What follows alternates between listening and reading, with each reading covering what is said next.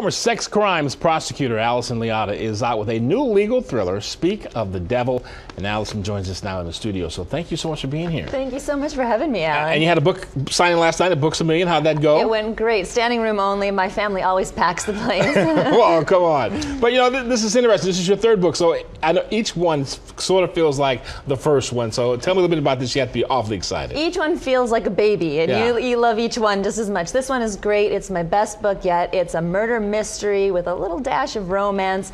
It features a sex crimes prosecutor who holds the same job that I held as a sex crimes prosecutor in D.C., and she's hunting down a vicious gang, MS-13, which is a real-life gang. It's gone viral in the United States and really is infiltrating a lot of cities. Okay, now when you write a book about something that's actually real, any worries, repercussions about writing about a dangerous gang like that for you?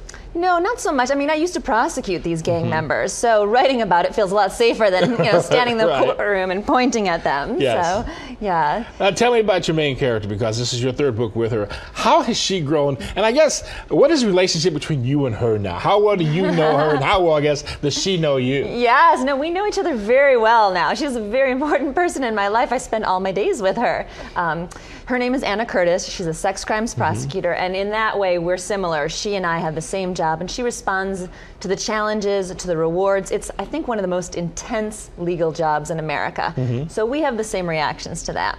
But our personal lives are a lot different. I'm a happy married mom of 3. Yes. She's young, she's single, she has a very complicated love life, and she does some controversial things that I have never done, because it's her fictional bar license on the line, not my real one. Yeah, now I watch SVU all the time. It's one of my favorite shows. Me too. And when you watch that show, you go, oh my gosh, how could you ever do that job?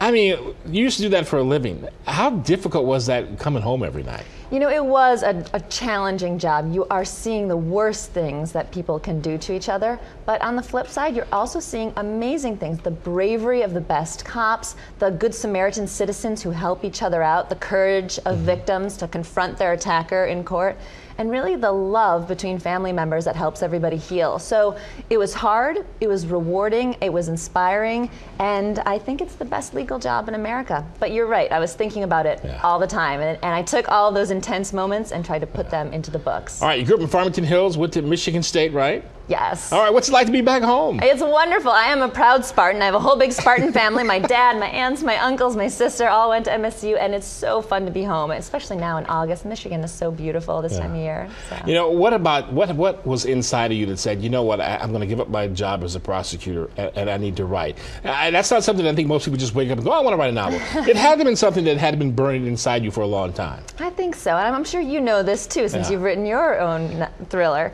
But I've always loved books. I love a great page turner. I love when you lose yourself and you're so into a book you forget that your dinner is burning, you know? And I had all these intense experiences in the courtroom, kept coming home and saying, someone ought to write a book about this.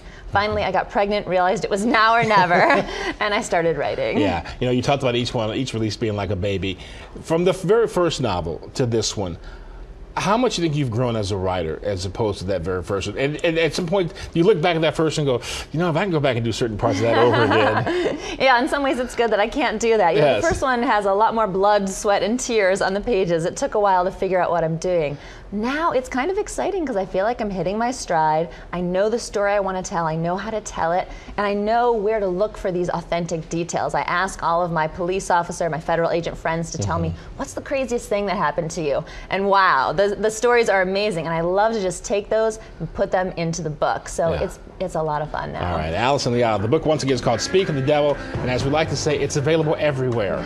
You can go online and get it. You go to your bookstore and get it. Thank you so much. Thank you very much for having me, Alan. It's a pleasure. Welcome back home. Thank you.